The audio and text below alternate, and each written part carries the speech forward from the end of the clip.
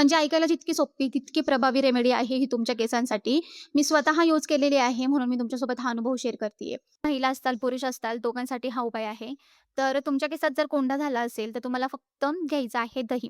थोडंसं दही घ्यायचं आहे वाटीमध्ये आणि त्यामध्ये काळी मिरीची पूड टाकायची आहे. रेडीमेडसुद्धा मिळते किंवा तुमच्या घरात साबूत काळी मिरी असेल, तर त्याचा पूड करून दह्यामध्ये मिक्स करायचं आणि त्यानंतर केस धुण्याच्या 10 ते 15 मिनिटं अगोदर केसांना लावून ठेवायचं. व्यवस्थित मुळांना तुम्ही संपूर्ण केसाला सुद्धा लावू शकता कारण दही ऑब्व्हियस केसांसाठी खूप छान असतं. केसांना लावून ठेवायचं 10 ते 15 मिनिटं त्यानंतर केस धुवायचे. 99% फरक पडतो गाईज. मला स्वतःला फरक पडलेला आहे.